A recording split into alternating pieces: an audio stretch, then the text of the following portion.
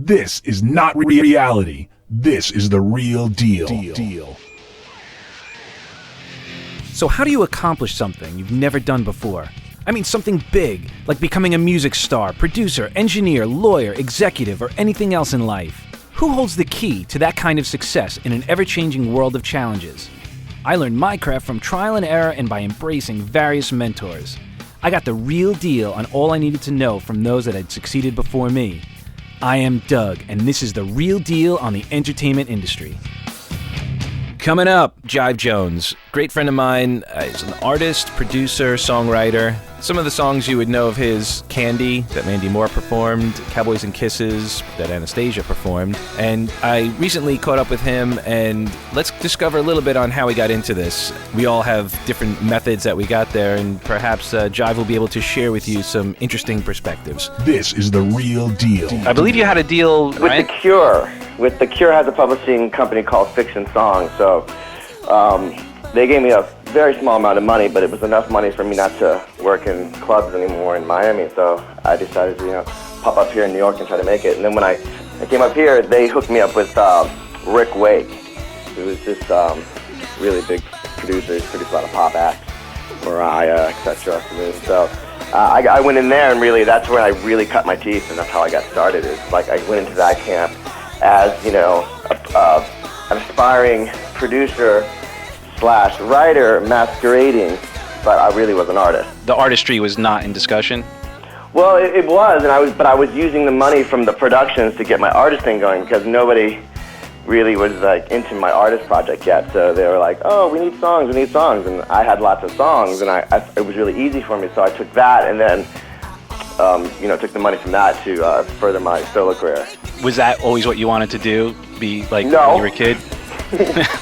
I didn't even know what songwriting was. I learned all that when I got here, but I just wanted to be, I've always been into my artist project, but when I came up here and people were like, we'll give you this much money to write this song for this person, I was like, I got to do it, and I really learned, I had a hidden talent for writing songs and production, but it was a lot, when you're in New York, subsistence is their main goal, so I think that in trying to keep myself in New York, I was just really taking any gig I could. If it was songwriting, if it was singing backgrounds, doing jingles, whatever it is. You were over there at Dream Factory, so then they were into everything, so we would just work as much as we could. And a good thing about that Dream Factory was that a lot of the guys there were older guys, so come 7 o'clock, they'd leave. And if you remember, you and me would stay till the next morning. Yep. And that's how we got over on the older guys, is because they just wanted to live their lifestyle. And okay, it's 7, I'm going home.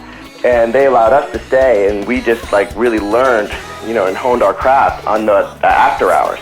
So what lessons have you learned through your illustrious career, as it were? The biggest lesson is that when you're the small guy, you're the small guy, and there's no way around it. I don't care if you wrote Smells Like Teen Spirit, you're going to have to kind of suck it up, because everybody's going to capitalize on it, and they're not going to allow you to. If you really buckle down and use all the opportunities, because that's the word you're going to hear all the time. This is a great opportunity for you, this is opportunity, and this is promotion, and you're going to hear all these words, and you get really mad, and you're like, I want to get paid.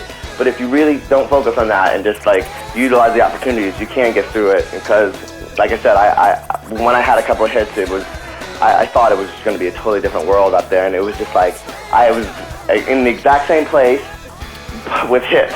Those hits being Candy, Mandy Moore, and Anastasia with Cowboys and Kisses. Yep. I didn't really have any more money. I just had more access to people that could get my career further, and that's what it's really about. And before I knew it, I wasn't big enough to fight them. I can't sue them. They owe me $200,000. I can't sue them for $200,000 if it cost me $200,000. Right. So they get you in this weird kind of thing, but you don't focus on that. Just focus on the work and be passionate about the work. That's the lesson I learned.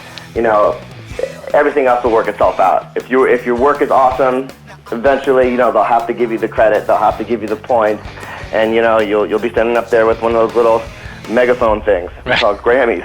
You know what I mean? Thanking you very much, Jive. Alrighty, friends, let's catch up here. We certainly had a lot of experiences thrust upon us indeed. So what did you find out? How does any of this apply to you? Only you can answer that, so let me just offer you some of my thoughts here. Jive gave us great perspective on focus. He shared that if we continue to keep our eye on the big prize, we will get there. Then some ingenuity can be a very powerful tool to gain leverage to get us to the next level. Now, these are just some of the ideas that I got from our talks. Don't be afraid to live out loud and ask some silly questions. We all have access to masters and they're people just like us. They have the same feelings and questions that we have.